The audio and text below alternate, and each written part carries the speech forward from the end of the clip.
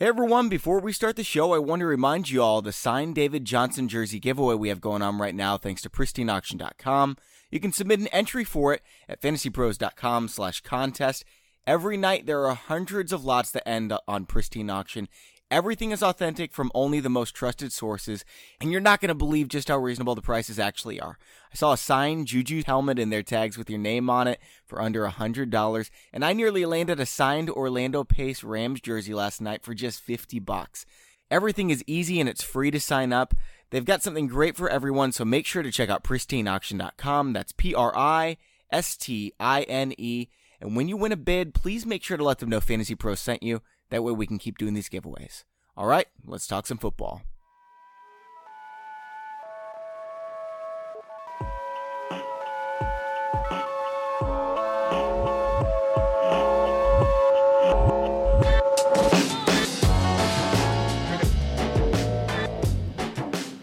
Hey everyone, welcome back to the Fantasy Pros Football Podcast with Mike Tagliere, and I'm Bobby Sylvester. We're on Twitter at Mike Tagliere NFL and at Bobby Fantasy Pro. Tags, we have a fun show planned today, man. We're going to make our official bet on the season, talk about final round flyers, then debate some players we disagree on. You jacked up for the show as I am, man? I am. I'm also jacked up from the games last night. I don't know if you got to watch the Patriots, but James White looked really good. And if you guys missed our podcast that we did with Brad Evans just earlier this week, I mentioned James White as a potential Alvin Kamara candidate this year. And with the news on Rex Burkhead's knee, that he has a slight tear in his knee and that they're going to hope he plays through it, I mean, everything is kind of leaning this way towards James White, man. So I'm getting pretty psyched. Him and Sony Michel are the two running backs. Yeah, I mean, I think so too. When I saw that James White had a big game, I was like, no, quiet. James White, chill out, man, because I want to get him late, and I can just hear his ADP rising. Oh, yeah, it's definitely going to go up, and especially with this Burkhead news. There were some other takeaways from last night's games, too, that it was nice to watch some football. Like, you know, we've talked about James Washington a good bit on this show. He's obviously really good at football, and he showed that last night. That catch was a catch that only potential stars make. Yeah, that's kind of where I'm at. And then, like, he actually made another one later in the game. He caught a second touchdown. And, like, people are all over this guy now. And I actually pulled it up. I wrote an article back in July. It was July, I think, 11th, where I wrote an article with 10 deep sleepers on it, guys that were being drafted basically outside the top 200. And James Washington was in that article, talking about him and the Steelers wide receivers, because if you go back, Martavis Bryant and Juju Smith-Schuster in their rookie years, they made a big impact. So don't look over James Washington, guys. Okay, so we've got some minor news to touch on, but nothing that should really take too long. Then we're going to share our big bet for the season. First, though, if you haven't already, you can submit an entry to join Tags and I in a listener league at sleeper.app. All you have to do is go to fantasypros.com/listener league, and we're choosing soon, so make sure to get your entries in. And there's been so many entries, we decided to just split it into two leagues. One is going to be Tags League, one is going to be My League. My League is going to be super flex with the 6-4 scoring, so 6 points for a passing touchdown, -4 for an interception for quarterbacks, no PPR. Tags, what are you going to do? I'm going to do a full PPR setting. I like full PPR, and I'm going to make it deeper. You know, we're going to do at least 2 running backs, 3 wide receivers, 2 flex. I pushed for 3, but I don't think many people are going to like that. So we're going to do 2 flex spots. It's going to be a fun time. And by the way, guys, on top of the listener league, I actually did a live Q&A yesterday on the YouTube channel, youtube.com/fantasypros. If you go there, it's going to ask you if you want notifications. You would have been notified yesterday that I went live. It was kind of like an impromptu thing that we did, and we're going to be doing those leading up to the season. We're going to do more things. On top of that, next Tuesday at 2 p.m. Eastern Time, I am doing a live mock draft on there. Okay, I'm drafting against some of our followers. If you guys have not tried to get in on that, all you do is you go to fantasypros.com/mock draft, and you're going to draft against me. They changed it, guys. They're not just going to give the top person an upgrade. Everyone who has a higher score than me will win an upgrade. So if you draft like Bobby, you just might get an upgrade on Tuesday. And guys, even if you don't get into that league, we urge you to come to the YouTube channel when it goes on, because we might have something special for the people who tune into the stream, even if you're not competing. So again, that's youtube.com/fantasypros, and that will be next Tuesday at 2 p.m. Eastern Time. All right, man, we had a few minor injuries last night. 2 ankle sprains, one of them to Samaje Perine, who's apparently starting for the Redskins. One of them to Jamal Williams, who is starting for the Packers. Do either of these concern you at all, change anything in your rankings? Oh, not really.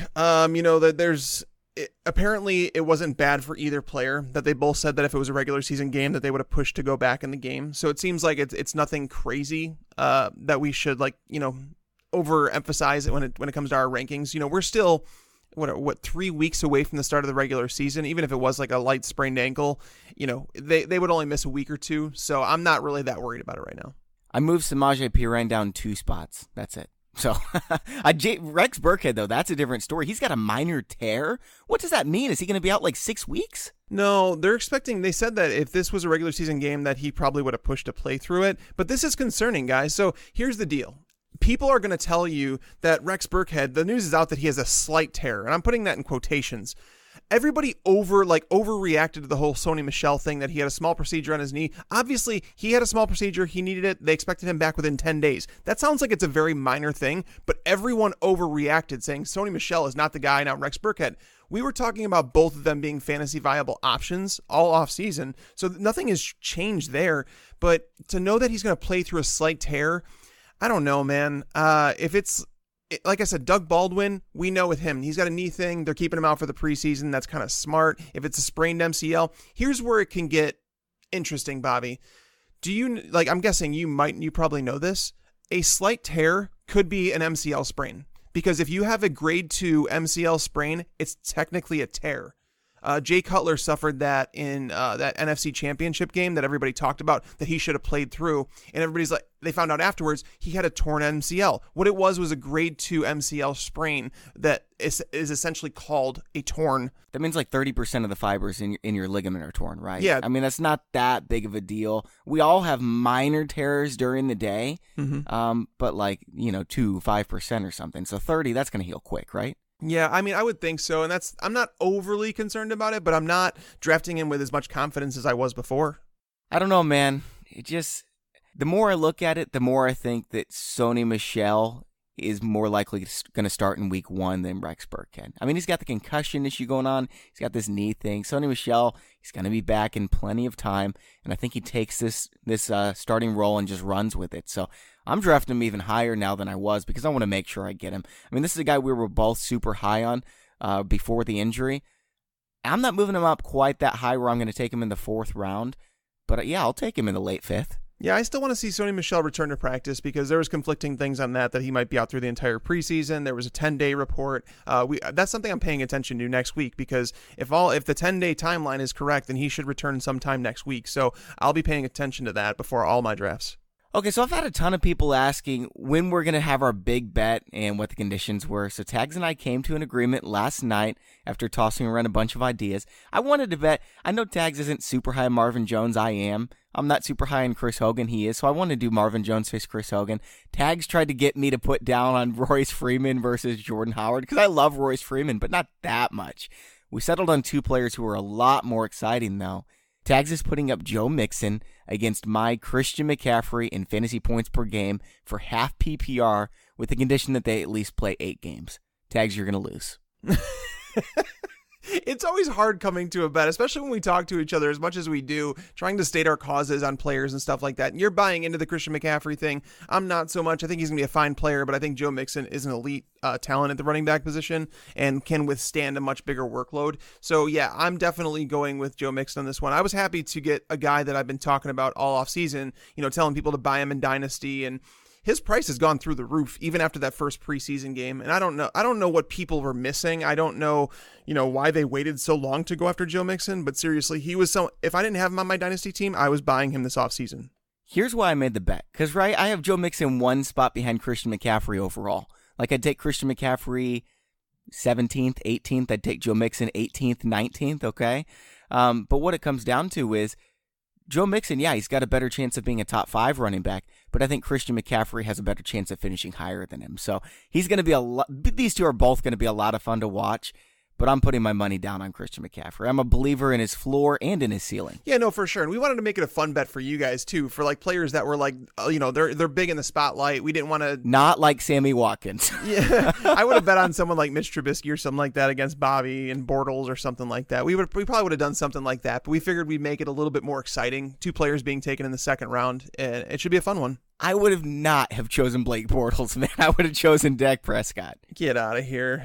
I actually think Dak is a little underrated in fantasy in terms of overall scoring. Yeah, for sure.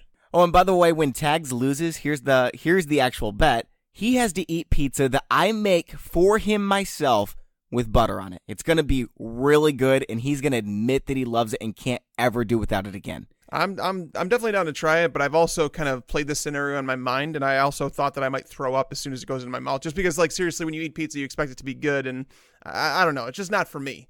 And Bobby's end of the bet, we're not going to do the combine this year, obviously. Bobby already did that. If you guys missed that, that's on the YouTube channel. But Bobby's he's going to have to order a pizza, and then he's going to have to go and pick up said pizza with a diaper on over a suit. An adult diaper. Yeah. I don't know. Maybe I can get away with a little kid's diaper because I've got a really small waist.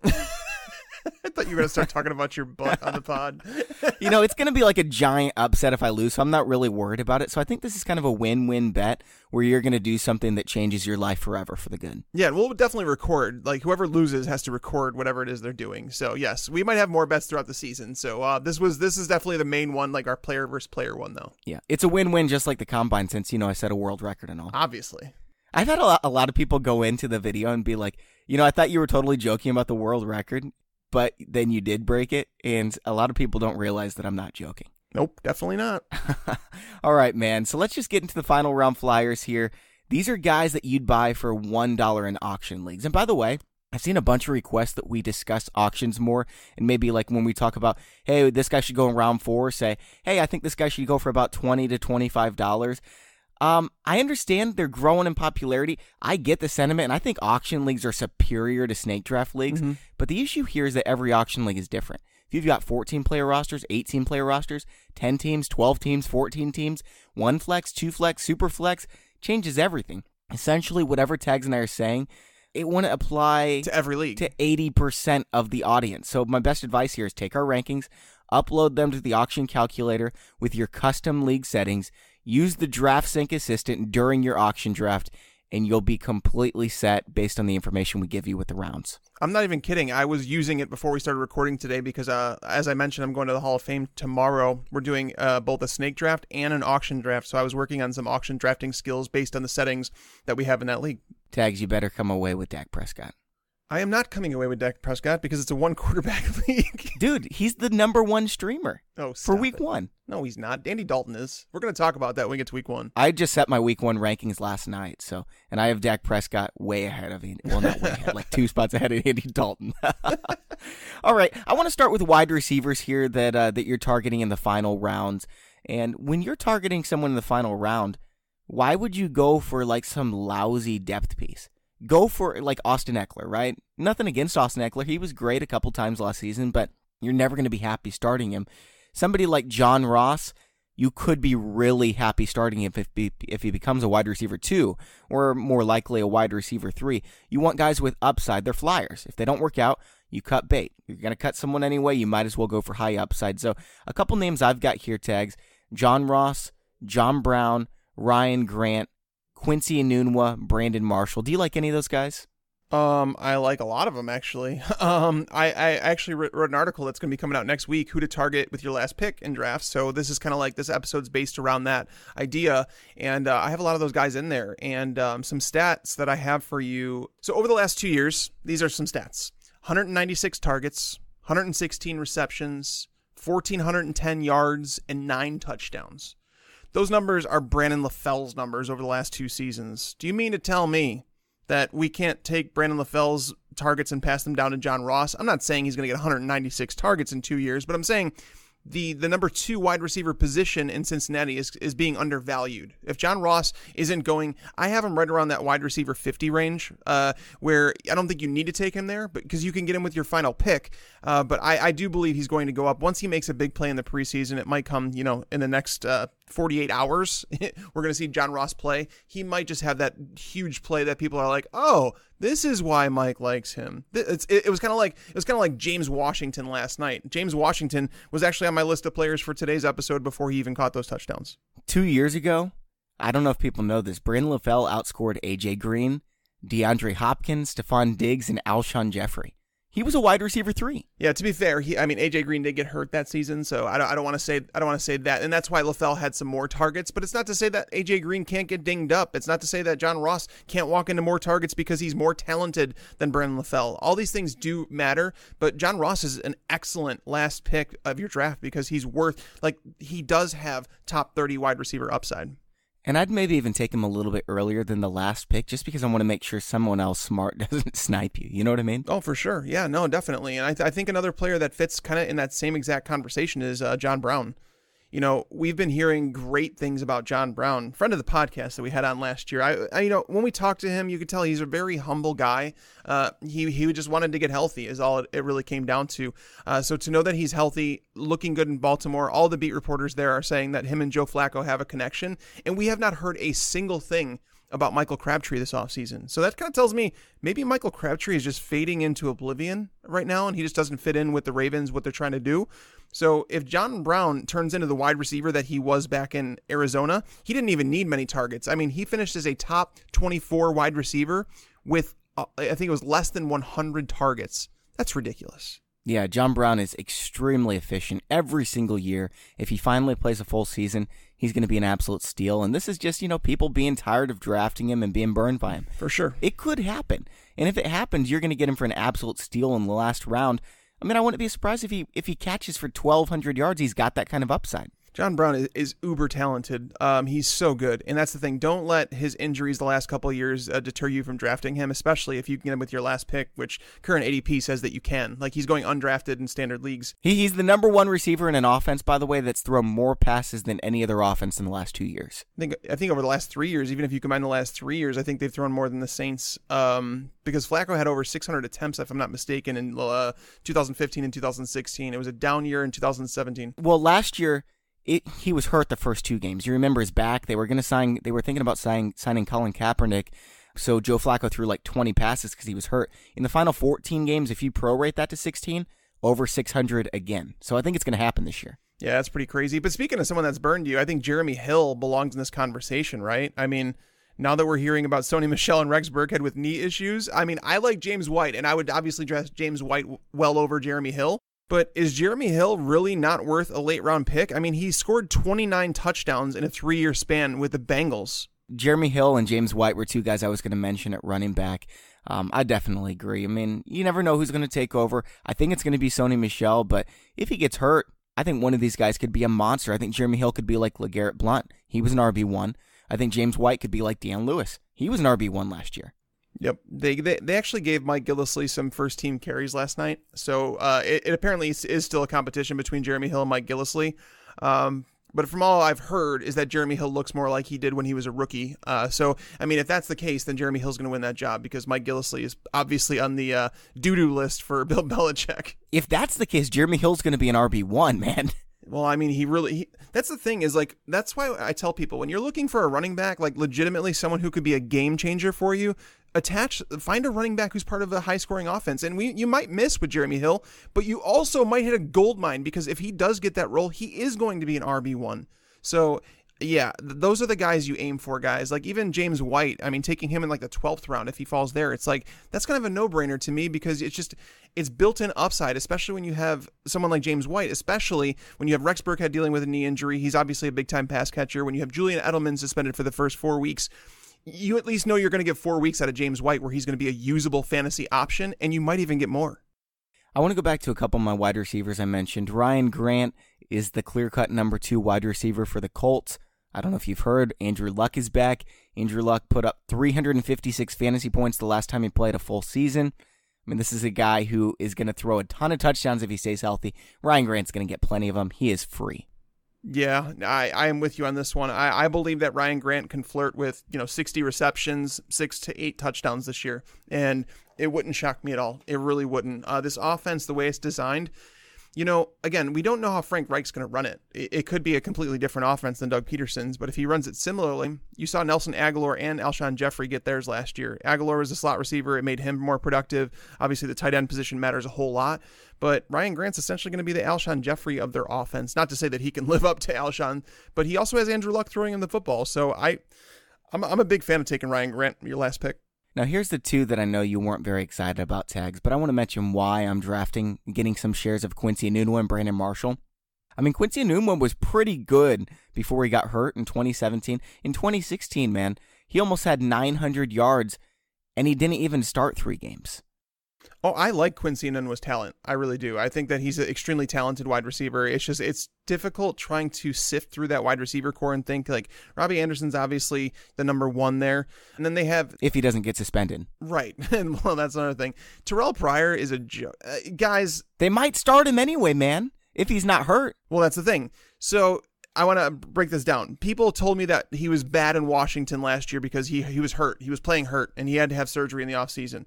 He was bad because he was bad. He was bad in Cleveland. He wasn't, he was very volume-based in Cleveland, so I don't want to hear that he was great there. It's like saying Kenny Britt was great.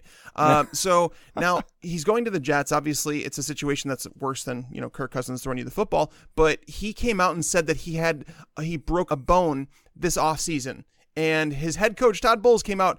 He said, Terrell Pryor needs to shut up and let me talk about injuries. Like, he was PO'd. Like, he was not happy with Terrell Pryor. Terrell Pryor hasn't really been practicing much. He hasn't been with the team. Again, I wouldn't be shocked if Terrell Pryor doesn't even make this team. Would not be shocked at all. So Quincy Enunwa, he could have a role, and I think he is going to play a role in fantasy every now and then, especially if Robbie Anderson is suspended. I just wonder how many fantasy options can we really get if they're going to start a rookie at quarterback? I don't think that Sam Darnold's ready. He didn't look like it last night. They're saying he's the favorite to start at quarterback in week 1. I think that's a bad decision. Josh McCown's solid, and you might as well just chill it with Sam Darnold. Like, give him some time to learn. Yes, and people, please stop comparing the stats between Sam Darnold and Teddy Bridgewater because they played against different defenses. You can't do that in the preseason. It's kind of like comparing college stats. It's useless. You have to watch. Do you think Teddy's going to get traded, man? I think they have to do something. I don't know who's going to sign him. It's been a very limited sample size that we've seen from him. So I don't. Please, the Jags. Please. I don't know. Don't they have who was it? Cody Kessler? Yeah, they got Cody Kessler, but I mean, is Cody Kessler better than Blake Bortles? That's not good to be able to ask that question. I think Teddy Bridgewater is better than Blake Bortles. I don't know. I think Teddy Bridgewater was a little overhyped because we did see him play, and he was okay in spurts, and we knew what the upside was, but I don't think that he was like somebody that I watched and I was like, oh, this guy's going to be like a game changer. I didn't feel that way. Did you see, who was it? Evan Silva tweeted out last night. He said that Teddy Bridgewater is 1 month older than Carson Wentz. Yeah, he's a young kid, and that's why people were so excited about him. Even though he didn't light the world on fire when he came into the league for the first 2 years he played, people were excited because they felt like there was a lot of upside with a young kid. So, I mean, Wentz was also an older prospect when he came in. So, I mean, age with quarterback, I don't really care as much. Like, honestly, it doesn't make any difference to me. I'm just saying we haven't seen the best of Teddy Bridgewater. He was so young when he came in, and he was still solid. I disagree. His biggest attribute was his legs. He wasn't a better passer than Robert Griffin III. That's the thing. I always go back and it's like, okay, who can we compare him to then? If you take away his legs, he's not an elite passer, so I just don't think that Teddy Bridgewater, I think he's going to be a career backup, and that's fine. Like, there could be a role for him in the NFL, absolutely, but I just don't see him as a starter that's going to be a game changer or anything. Okay. While we're on the Jets, and I'm sure Dan Harris is sitting at home just super happy that we're talking about the Jets for like 3 minutes, but we have to talk about Bilal Powell, right? He's playing almost every single first-team snap, and nobody's talking about him. It's still Isaiah Crowell. Guys, Bilal Powell's the starter, and he's good. And don't say nobody's talked about him. I've talked about Bilal Powell on this show so much. You're right. I'm talking about in the industry, man. Like, there's a reason Bilal Powell's going as late as he is. You can almost get him in the last round. It's stupid. Okay, so Bilal Powell finished as a top 30 running back last year with Matt Forte on the roster. in a worse roster. He finished top 20 the year before, and mostly only because he started 4 weeks and was amazing. He was a top 2 running back in those 4 weeks. Yep. It's clear that they don't want to give him like a bell cow role, and I understand. That's fine. I'm not looking for that when I draft Bilal Powell, but to see him going around the RB 50, by the way, Bobby, you have him as the RB 49. I just moved him up. I haven't published yet. I've got him in the top 40 now. I was going to legitimately argue with you about that today because I was like, you need to fix that. Because obviously that like the second portion of our show, we're going to be talking about some of the stuff we disagree on. But Bilal Powell, I've had as a top 40 running back for a long time now. I've said I'd draft him ahead of Isaiah Crowell, and I stand by that. And the preseason action, I know Crowell obviously was out with a concussion this week. But even before that, if you go back to the first week of the preseason, Bilal Powell started over him, got all the snaps with the first team offense. So Bilal Powell's the guy. He's the one you want. All right, and then finally, Brandon Marshall. It seems like he's actually going to start for the Seahawks, man. I know he was on the roster bubble, but, I mean, this is a guy who's going to start in Russell Wilson's offense. He's one of the best quarterbacks in the game. We've seen Brandon Marshall do it before. Yeah, he's probably a bust, but we're talking about a late-round flyer again.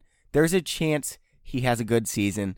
I don't mind getting a share of him. Now, granted, that's only if John Ross, John Brown, Ryan Grant is gone. I'd maybe take him over Quincy Enunwa, but still probably not. He's got touchdown upside, too. I can't do it. I can't. Who's going to catch touchdowns in that offense, man? That's a good question. It's a concern that I legitimately have about Russell Wilson is that, like, you know, that there's just Doug Baldwin's got to come back. He obviously is someone I think he scored 14 touchdowns before.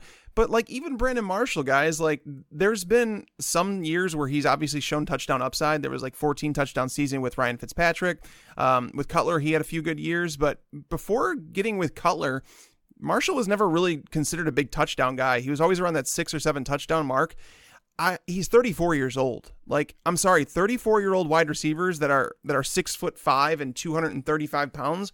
That just had the least efficient season in like all time, and then was out for a season. Yeah, I get that. Yeah, and the thing is, I'm not going to say Brandon Marshall. It's kind of like a Jimmy Graham situation, right? But Jimmy Graham, I feel like he's towards the end of his career. He's not the same tight end. People want to tell me, oh, now he's with Aaron Rodgers. It's not the 25-year-old Jimmy Graham. It's a 32-year-old who's had back issues, who's had really major knee surgery. Brandon Marshall is 34 years old, guys. Like, wide receivers just don't produce at the level that you want them to. We've seen that. Well, yeah, he's not going to catch for 1,200 yards, but can he be someone that I can rely on week to week? I think so. That's the thing. He hasn't been the last 2 years. He's looked bad. He was really bad in 2016. He was one of NFL's least efficient wide receivers. He had 128 targets, and he didn't even hit 800 yards. He scored 3 touchdowns. And then, you know, last year with the Giants, he was playing hurt. I don't think he gets 128 targets. Year before that, he had 1,500 yards and 14 touchdowns, man, as a 31-year-old. Right, there's a drop-off. That 31-year-old season is the last for wide receivers. According to the research that I've done, 31, after that, it's all downhill for wide receivers, unless you're Jerry Rice, because he's just a freak.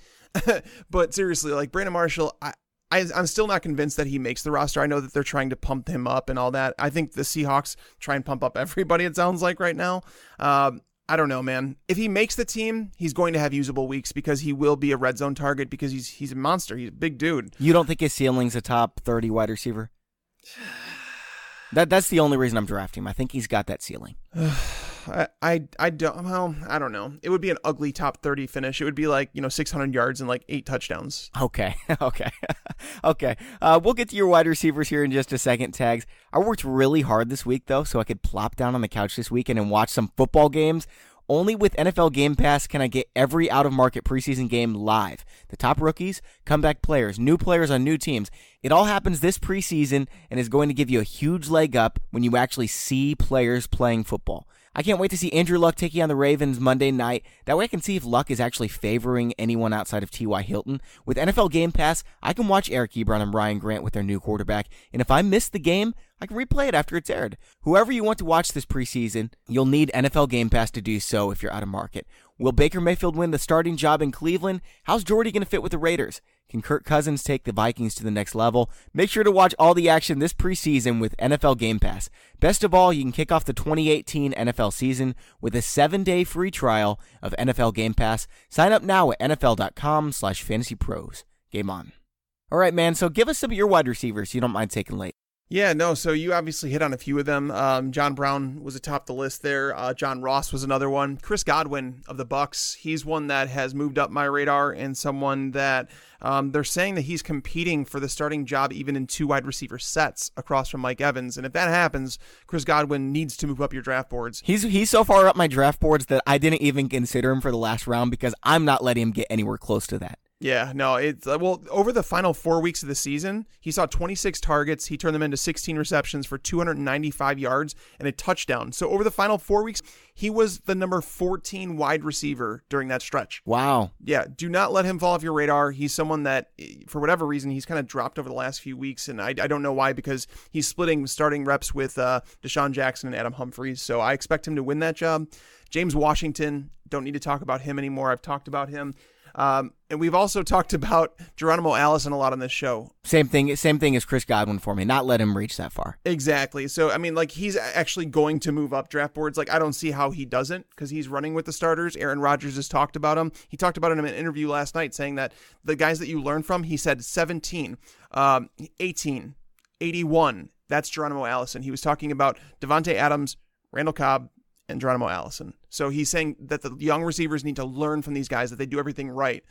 So I think that he's earning the trust of his quarterback. And another one down the list, I'd say, is Anthony Miller. You know, we haven't talked about Miller too much on the show, just because he falls into that late round territory where a lot of times he's being undrafted. He's the reason that I'm souring on Allen Robinson a little bit. Now, Allen Robinson, I do like as a wide receiver 2. I feel like he's going to live up to that. But I think I don't know if he's going to have wide receiver 1 upside because Anthony Miller is there. Anthony Miller's been making an impact. Every single person that I've read, you know, me personally, I went to Bears camp. I walked away from that. He was all I was talking about. Like, legitimately, he just looks like he's playing at a different speed. Everyone that goes to Bears camp talks about Anthony Miller. There's a reason this kid is being talked up. So if you're drafting like this weekend, Anthony Miller is someone that you should definitely consider in the last round, because I have a feeling the more that people see of him, he's going to start moving up draft boards. If you've got 17 or even 18 players on your roster too, somebody else I like is Dante Pettis. I'm not so sold on Marquise Goodwin being a monster or that Pierre Garçon's going to do it at an older age. I think Dante Pettis could lead this team in receiving and be one of the better rookie wide receivers. So I think he's someone you can get dirt cheap, and he's going to have a lot of value, especially in PPR leagues. I actually am coming around to that too, and the reason is someone brought it up the other day, and I didn't even realize it, and it's on me, but I'm glad I know it now, is that Marquise Goodwin, I think, has 5 documented concussions over the last 2 years or something like that. So if he suffers another one, like, he's someone that could get knocked out for the entire season because it's that bad. Like, he's had too many of them. So while I'm getting high on Goodwin, that's always a possibility. He's not a very big guy. He can be jarred loose on some of these hits. So I definitely think it's a possibility. And Pierre Garçon, he's old enough. We saw him get banged up last year. There's a chance that Pettis would end up as the wide receiver 1 for a stretch of time. It's possible. I mean, well, on that team. I'm not saying overall. Don't hear that wrong, people. Right. But the thing is I think it would require a couple injuries for that to happen. But I do think that he might be a fantasy role player this year for sure. Tags, let's talk about quarterbacks and tight ends just really quick. Then we'll move on and talk about running backs for a while. If I'm getting a late round, like last round quarterback, it's Dak Prescott because of the streaming option in week 1. You said Andy Dalton? No, well, I mean, he's a streamer for week 1, but if you're looking for a potential every week starter, Trubisky and Alex Smith are atop my list. Yeah, Alex Smith, sure. I don't know if you're going to get any week starter. I mean, you wouldn't consider Tom Brady or Cam Newton an every week starter, would you? Well, no. That's true in terms of what they provide. But when you use a draft pick on those guys, you kind of have to play them, which is why I say every week starter. But yeah, I mean, like, if you have Trubisky and then like he has a tough matchup, you can always snag someone on the waiver wire for that particular week and play him. Because that's the thing, is like when you start talking about all the pieces in the Bears offense and like people are high on Tariq Cohen, okay, that's fine. We could see that. He's going to be used as a wide receiver running back. That's fine. Okay, Allen Robinson's there. People are projecting him as a wide receiver 2. Even if they're low on him, he's like a low end wide receiver 2, high end wide receiver 3. Anthony Miller, as I mentioned, people are high on him. Like, he's starting to move up draft boards. You have Trey Burton. When you add all these things up and it's like, okay, someone is going to let you down. And it's like trying to figure that out. And that's why I'm starting to sour a little bit on Allen Robinson, just because I feel like there's just so many pieces here that need to be spread around. Where does that all come from? It's like, the syrup and the pancake thing. Take the syrup that goes over the pancakes, not just the pancakes, trying to pick which pancake you want. I think Trubisky is a fantastic late round pick, and Alex Smith, obviously, with Darius Geis going down, they're going to rely on him more than ever. And I actually just got done writing my profile that'll go up next week on Alex Smith, and it's pretty in depth. It kind of goes on to talk about why he may have been a game manager to start his career, why he actually stepped up in 2017, and why you should expect that to continue in 2018. I love Alex Smith so much, man. He's one of my top 10 quarterbacks, so I totally agree with you there. I'm taking him before the last round if I want him, though. If I don't, I'm leaning back on Dak Prescott as a streamer. Maybe Andy Dalton if Prescott gets taken. For tight end, I think you're going to agree with me. It's Vance McDonald. If you're picking a tight end in the last round, it's Vance McDonald. Got a big ceiling. He's in a great offense. Week 1, he gets Cleveland, who's the worst against tight ends every single year. Is there anyone else you're even considering in the last round if you want a tight end? Yeah. I mean, Hayden Hurst is someone that I keep going back to, and I know the narrative on rookie tight ends. I get it. But Hayden Hurst is a different breed. He's a different player. Well, yeah, he's like 40 years old already. Yeah, he's 25. I think he'll be 26 this year at some point. I don't know. But he is old. He's an older prospect for sure. He played in the major leagues as a pitcher for the Pirates. So to go from like that stage, he's used to the stage, right? So he's used to like that. He's not a traditional tight end. He's going to be treated in like a move role, like you kind of see with the Trey Burtons and guys like that, where like Evan Ingram's, you can move them around the formation, use them a lot of ways. They even use them out of the backfield in college at times. He's very interesting. They used a first-round pick on him, so obviously they have big plans for him, knowing his versatility. When you watched him at the Combine, it was kind of like a James Washington thing, where his ball tracking is just on another level. You typically don't see rookie players come into the league and track balls the way he does over his shoulder.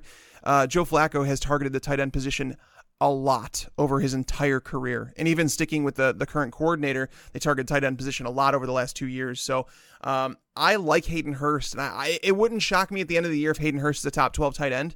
And even though he is a rookie, that's what makes me back off just a little bit. But at the same time, he's extremely talented, and the opportunity looks like it's going to be there. I agree. I think I wouldn't rather have Gesicki. I know people are excited about Gesicki. I'd rather have Hayden Hurst, but I think there's more upside with McDonald, with Eric Ebron, a ton more upside with O.J. Howard, who could be a star, by the way. He was so efficient last year. So those are the guys that I like a little bit more. I understand you saying Hayden Hurst, but it kind of surprised me. Yeah, no, I like Hayden Hurst. I had him as my number 1 tight end in the draft. I like Gesicki too. I just felt like he's a little bit more raw. He's going to take some more time to develop, and you're going to get immediate return on someone like Hayden Hurst. All right, we'll get to running backs here in a second, but I want to remind you all about a limited time offer we have going on that's going to help you dominate your drafts and the entire season. It lasts 6 months. You can get our highest premium package for just $10 total, or if you're already a premium user, you can extend for just $10 total. All you have to do is go to fantasypros.com/offer, or if you're already premium, go to fantasypros.com/extend. You'll deposit $10 to draft.com, which is where we do our best ball drafts. You can do live snake drafts for DFS lineups during the season. Absolute blast at draft.com. Go to fantasypros.com/offer or fantasypros.com/extend for a 6-month upgrade to our highest premium package for just $10. All right, Tag. So what running backs do you want to talk about here? Honestly, we've kind of hit on the running backs over the last few shows, talking about the guys that you should take as the backups. We talked about John Kelly. We've talked about Rod Smith. We haven't really talked too much about Spencer Ware. We feel like people know who he is. He's the clear-cut backup to Kareem Hunt. If something were to happen, he walks into that role. Yeah, RB1. James Conner. Yeah, exactly. James Conner's looked fantastic in the preseason. Those are my 4. How would you rank those guys, and would you put anyone else in with them? Jeremy Hill, I think, belongs in that conversation now. Oh, that's right. Yeah, I've got him as well. So, okay, so those 5. John Kelly, James Conner, Spencer Ware, Rod Smith, Jeremy Hill. That's how I've got them ranked. Where are you going? I have no issue with you taking any of them over the other. I might put Jeremy Hill atop that list because he might not require an injury to play. Honestly, like it seems like they might have a goal line back role for him in the offense already, considering the players that are nicked up on the roster, who they have around him. I don't think his ceiling's as high, though, because he's going to split with somebody, even if he's the starter, right? I mean, James White's going to get touches. Yeah, that's for sure. So yeah, if you're looking for pure, like maybe a potential top 10 running back, which way would I go here? I think Rod Smith is underrated, so underrated. He was actually really good alongside Alfred Morris last year. I think Rod Smith would walk in and play a significant role. So I think I might have him atop my list there. Spencer Ware is definitely there as well, because all Andy Reid does is produce RB1s. Like, there's going to be more of a timeshare than there was last year, but it's like Kareem Hunt, even though I don't love him, he's going to finish as an RB1 if he's healthy. It's just what Andy Reid does. So if something happens to him, Spencer Ware walks into that big, huge workload, and he will finish as an RB1 or RB2 consistently. So those two would be atop my list. John Kelly, would they go to him, or would they involve Malcolm Brown as well? I don't know. I think it should be John Kelly. They say John Kelly's the clear-cut backup, and I think he's the most talented player on this list out of Connor, Spencer Ware. Rod Smith is right behind him. But yeah, I think John Kelly's the most talented, and it's a great situation. John Kelly's an awesome receiver. I worry about him on early down work. I don't know if he's as good as an early down runner as people thought. I compare John Kelly to Duke Johnson, and like when I was doing my rookie profiles. So that's the type of player that he is. Yeah, I think Duke Johnson could run between the tackles. They just never let him try. Well, that's that could be Hugh Jackson. We'll never know until Hugh is gone. Yeah. But yeah, I like John Kelly an awful lot too. I think James Conner's in the most likely scenario to get, because Le'Veon Bell, he's not exactly durable. And we've seen what the Steelers do. They're probably going to go to a workhorse if he goes down. I think Conner's the guy. You saw him make that amazing run last night. He's a big dude. He was running people over. He looks slick, avoiding contact too. This guy's a stud. Yeah, James Conner looks really good. Like he lost some weight, I think. And obviously, we were talking to him on the show, I think with Matt Friedman, talking about how, he's removed from the cancer, from the treatment that he was having. And that stuff, it takes a toll on you.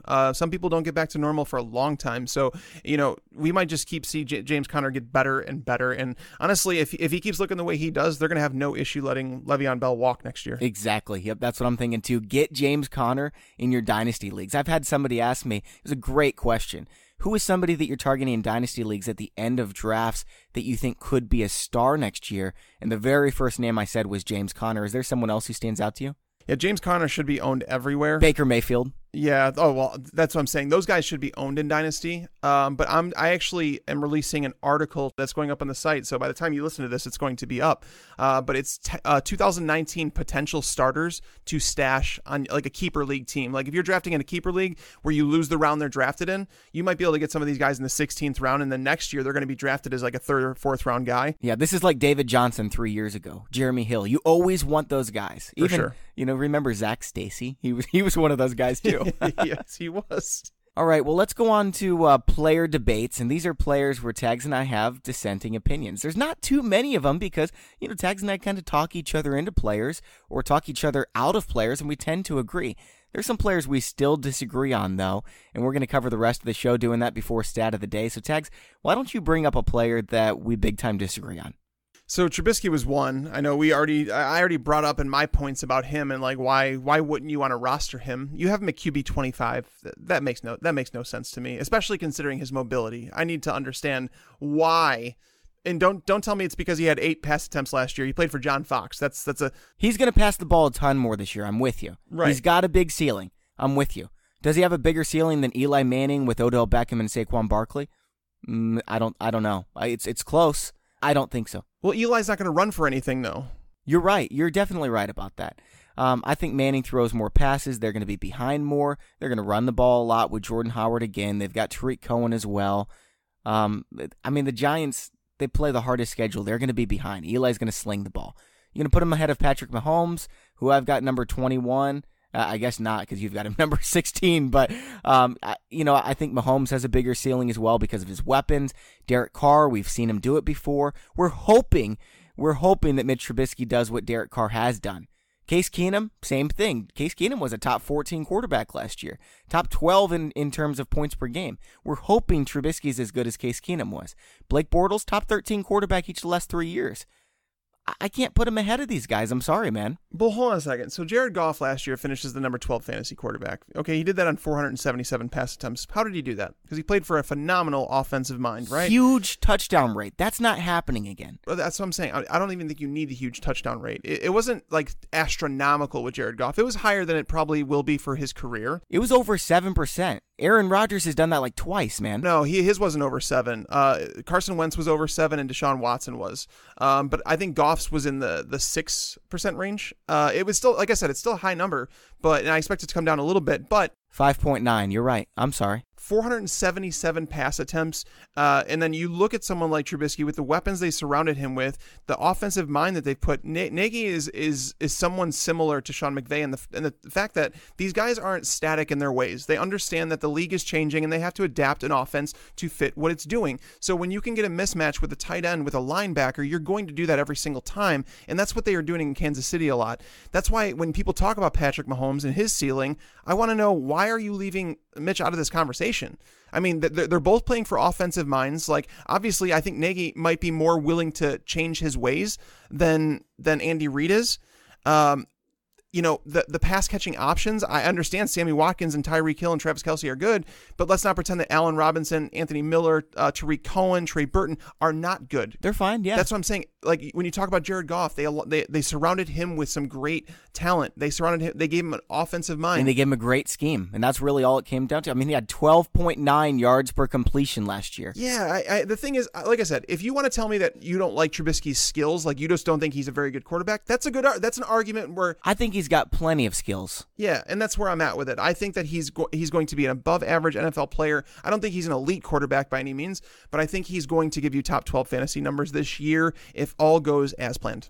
I think that's a stretch, man. I think the touchdown rate would have to be at least better than Tom Brady's career average. There's a chance it happens, but I'd rather take that chance on a bunch of other guys. It's fair, but he was one that I saw, and another one that I wanted to, since we're with the quarterbacks, I saw you had Cousins down at 15. I'm struggling with this one to see, with the upgraded pass catchers that he's got there. I know there's some negatives about Cousins. I just wanted to hear your point on him. This was one I was going to bring up to you because, you're reasonable on Kirk Cousins. Like, you've got him 9. I think his ECR, which is expert consensus rankings, is right there at 10. His ADP, that's average draft position, is at 8, something along those lines. You've got him at 9, so you're right in the middle. I'm low on Kirk Cousins. The reason I'm low is I think he's going to throw a lot fewer passes. I don't think they're going to use him in the goal line because they've got Latavius Murray and Dalvin Cook. Kirk Cousins gets rushing touchdowns every year. I don't think that happens. I think he throws 30 fewer passes, maybe 50 fewer passes because of the defense that they have, the running game that they have. They didn't have any of that in Washington. Tags, he was in games where it was like 40-30 every other week because the defense was so bad. You know what I mean? So I just don't think he throws the ball as much. And here's the biggest thing, right? Their pass protection is horrible in Minnesota. At least it was last year.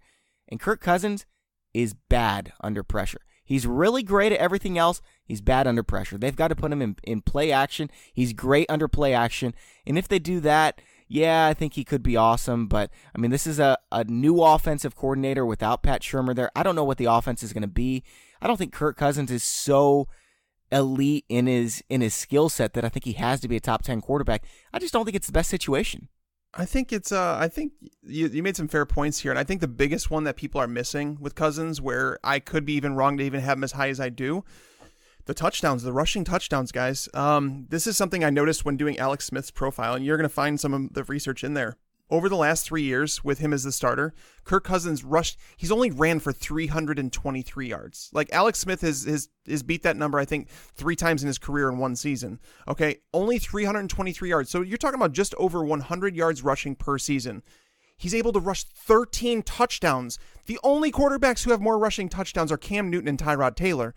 We're not putting Kirk Cousins in that, right? So I happen to think that the offense, the way that it's designed, it actually uses quarterback sneaks. It uses quarterback rollouts when you get down into the goal line situations.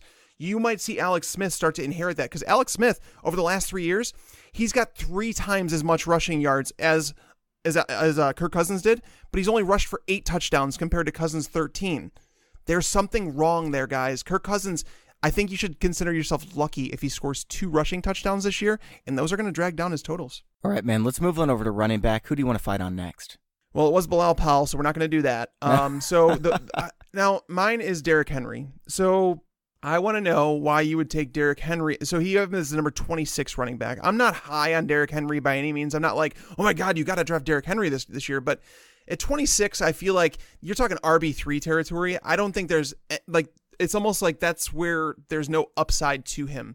I think there's plenty of upside with him. There's a lot of risk too, but I think there's massive, massive upside here. To draft just someone like Jay Ajayi ahead of him, I just don't get that. Oh, I think Jay Ajayi is going to get more touches per game, man. He's in a better offense. I don't know if I believe that though. both those things, I don't really think those two are close. I'm surprised that you said that. Yeah, I would take Derrick Henry over Jay. Okay.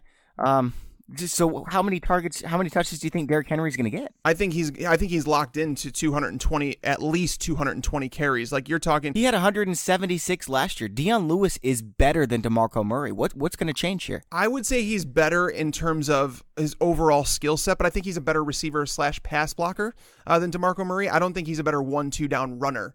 And the thing is that's the reason they had DeMarco in there, so they didn't become so, I guess, predictable, because he was able to play on more 3 downs. It's a new sheriff in town, though. Like, the thing is, it's a completely new regime in Tennessee. Yeah, and that regime came in and brought in Deion Lewis, who was top 12 last year. Yeah, well, top 12 running, or top 15, I think he finished. I can't remember where Deion Lewis finished, but he was fantastic. I'm not going to say he wasn't, but let's not pretend that 14, I think it was 3 or 4 teams legitimately cut Deion Lewis. Like, he was a nobody before New England. So is it possible that New England's system just produces these running backs like James White? James White was fantastic when they gave him a big workload. In the Super Bowl, he should have won Super Bowl MVP. Don't at me. Do not do it, because James White was the MVP for the Patriots against the Falcons. He won that game for them. Like, he was phenomenal. Do you think that James White would get like as much attention if he didn't play for the Patriots? No, but I mean, if he was paid as much money as the Titans paid him, he'd start getting my attention. Well, someone actually compared those contracts. They put it up to say, like, Duke Johnson and Gio Bernard, that's the structure of their contracts kind of aligns with what Deion Lewis got. So maybe it's not as much money as we kind of thought it was for running backs, considering some of the contracts that went out, like Jerick McKinnon.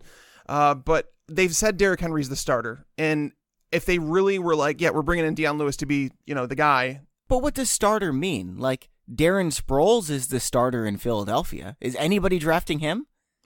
I mean, in a PPR league, I don't think it's the worst idea. Yeah, I agree. Peyton Barber's the starter in Tampa. Oh, no, he's not. I will not listen to that. I know, I agree, man. I take that one back. I don't believe that one for a second. Yeah, but I mean, it all comes down to... I mean, you know what I'm saying. I think this is a split backfield, just like last year. And last year, Derrick Henry was the RB25. Despite having a few huge carries late in the game when nobody was playing defense because the game was over. Right, and their offensive line is fantastic. That's the thing to me. I put a lot of things, they align so much with Jay Ajayi and Derrick Henry because they both play behind offensive lines that are fantastic. The offense should be really good. The defense is better in Philly, so you could say there might be potential for more carries, but I think Derrick Henry is a far more talented individual, and that's why I would draft him over Jay Ajayi. Okay. Now, I need to know why you're low on Marshawn Lynch, because you've got him at, 29? I've got him at 19. That's our biggest difference. Yeah, it's funny. I've actually moved Marshawn Lynch up based on what I saw in the preseason. I was actually watching last night, and they started showing a highlight of Lynch's run, and I told my wife, I was like, do you see Lynch? Because she plays fantasy too, and she's actually a big fan of Lynch. She's like, he looks thinner. And I was just like, he looks like he's moving really well. And she's like, well, who was chasing him? And I was like, I think it was a linebacker, but still, he looked really good. So I actually did move him up because I had Marshawn down, I think around 33, like with Jamal Williams down there. I'm slowly moving him up, and I think I'm probably wrong in having him as low as I do. I might move him up to that 25, 26 range. But that's still a big difference. That's still a 6-spot difference, and that would be me being super high on Lynch. So I'm super high. You're a little bit low on Lynch. I think what I can take away from this is that Bobby, you just said Bobby is super high. I think we just took that away from this, didn't we? No. Yeah, I've got him number 19 ahead of, let's see, Alex Collins, Lamar Miller, Jay Ajayi. I might have to move Sony Michel back up ahead of him if Sony Michel's actually going to start in week 1. We'll see. Right now I've got Michel at 25.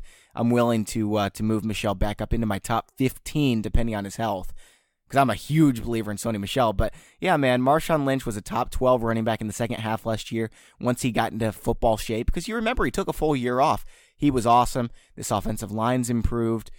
I'm not too worried about Doug Martin, and I think they brought him in because he's the same player as Marshawn Lynch, and if Lynch gets hurt, yeah, they can fill him in. It's the same offense. Yeah, no, I'm slowly coming around on Lynch, but I couldn't draft him higher than guys like Sony Michel, like Royce Freeman, Derrick Henry. I have those guys at higher just because I just like their situations a little bit better. And I'm telling you, I believe that John Gruden brought in Doug Martin for a reason. I think that they're going to have, I'm not saying that it's going to be a 1A, 1B situation, but I do think it's going to be a Marshawn, you have 2 drives, and then we're going to give Doug one.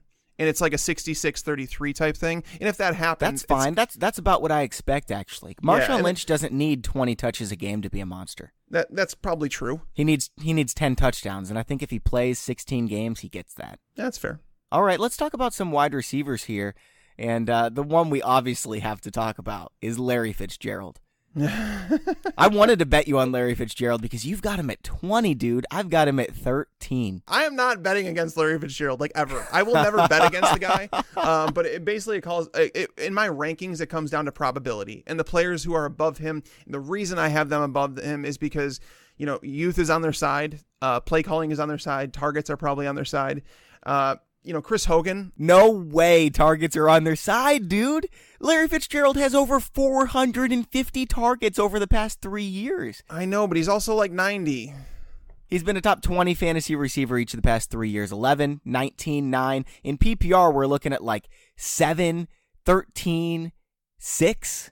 Yeah. You're betting against this guy? I put him up. I actually moved him to 18. I put him ahead of guys like Brandon Cooks and Juju because I think he should be better than those guys. I think in terms of safety and what he offers you. But I could not draft Larry Fitzgerald over someone like Demaryius Thomas. Like Demaryius Thomas is that they're close. I should say that those are in the same tier. But someone who you and I had a disagreement on, and someone that we're talking about. It was a potential bet, but I was like, I'm torn. It was close. Chris Hogan versus Larry Fitzgerald. Oh, man, I would have loved that so much. I would have been so pumped. Larry Fitzgerald was the number 4 receiver last year in PPR. Yeah, the thing is, Chris Hogan, I think, legitimately has wide receiver 1 potential. Larry Fitzgerald, David Johnson coming back, adding Christian Kirk. That's like Larry Fitzgerald's floor, dude. Bring it. Hold on. But no. So the thing is, bringing David Johnson back, it's an entirely new offense, so we can't necessarily say that the last 3 years matter as much. It's a new quarterback. They did draft Christian Kirk in the first round, or in the second round. There's just so many moving parts in this offense. I just don't think it's going to gel in year 1, and I think that you're gonna start to see a change of the tide there. It's his final year with the team. I don't know, man. Like I said, I don't want to bet against Larry Fitzgerald because the dude he's so awesome. Like, and again, playing at the level he has the last few years at his age is something that's like, it just doesn't happen very often. So like, I appreciate greatness, and that's why I won't bet against him. All right, I was going to bring up Tyreek Hill because you've got him so much higher than me. I don't know why you've got him so much higher, but I know you're low on him too. Why do you have him at 13? Because like basically my rankings here, it's like this is that tier where it's like I've gone back and forth with him and like Amari Cooper, because Amari Cooper, as much as I love Amari, he's been somewhat of a bust, in terms of like fantasy production on a week in, week out basis. Yeah, because they don't throw him the ball. They're going to throw him the ball a ton this season. Correct. And that's why I think in the end I'm putting Amari over Tyreek Hill. And that's just me being honest, because I do think Amari's going to see 130, 140 targets this year. I think that's happening. And if he does, he's going to outperform Tyreek Hill. It's just the blow-up potential in terms of that, because once you get to the area of guys like Demaryius Thomas, like Allen Robinson, I think they're going to give you solid floors, but I don't think they're going to give you those huge weeks that Tyreek Hill does. So I think it really depends on how you're constructing your team. I would definitely never, ever, ever, ever want Tyreek Hill as my wide receiver 1.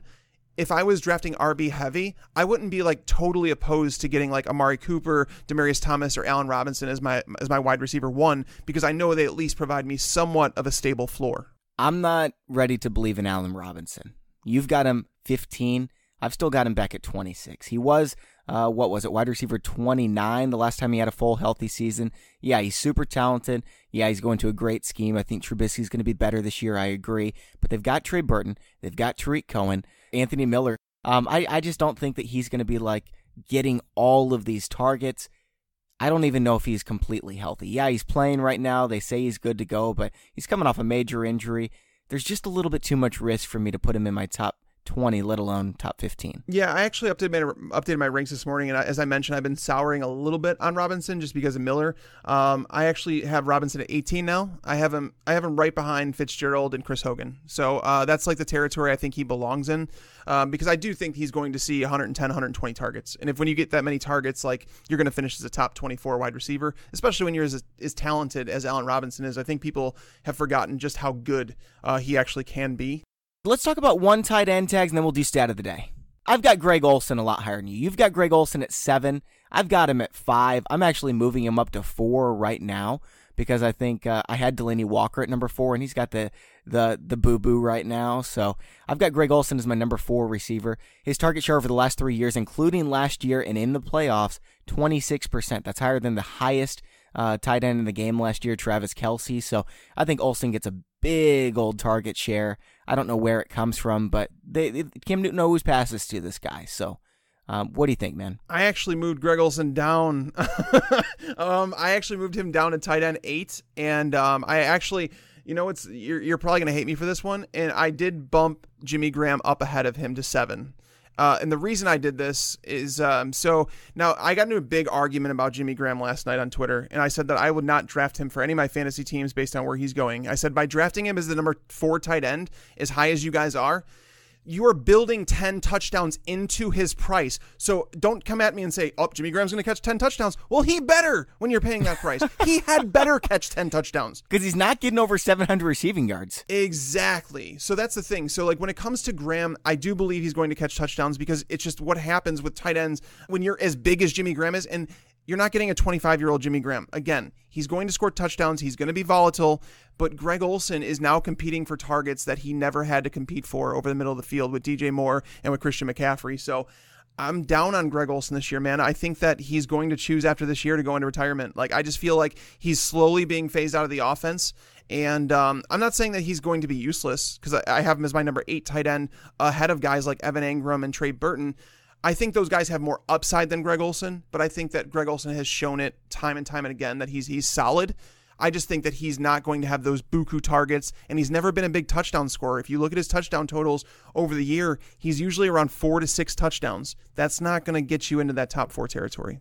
It's really funny to me, by the way, that you were so high on Trey Burton earlier this preseason, and now I'm 3 spots higher than you. I've got him as my tight end 7. You've got him at 10. I'm trying to keep my love for him in check, but I'm telling you, like he is a tight end 1. Trey Burton, he's safe and he has a huge ceiling. I completely agree, and I'm probably going to regret not putting him higher. I might end up putting him higher than someone like Evan Engram, but it's close. You should. I want you to finish in the top 30 with me this year in accuracy. Oh, geez, here we go.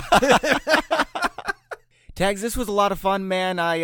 We have these debates and you adjust your rankings and it's just a blast. Absolutely, man. Like, this is the best time of the year. What's fun? The funny part about it is that ADP is not going to matter after the first snap is played in week 1. Yeah, you're absolutely right. All right, Tags had to run because he's going out to Canton to do that draft. So I just want to leave you all with the stat of the day here. It's that Le'Veon Bell had 406 touches. That's the second most by a running back in the last 5 years. The last guy was DeMarco Murray with 450 in 2014, by the way. The reason I bring this up is that magic 360 number. When a running back gets over 360 touches, they almost always go backwards the following season. David Johnson did it last year. Granted, it was because of a wrist injury, but almost every single season you go back and you look at the examples, it happens. I don't know what's going to happen to Le'Veon Bell. I don't know if he's going to be less efficient, if he's going to sustain an injury, if they tone it back more with Le'Veon Bell.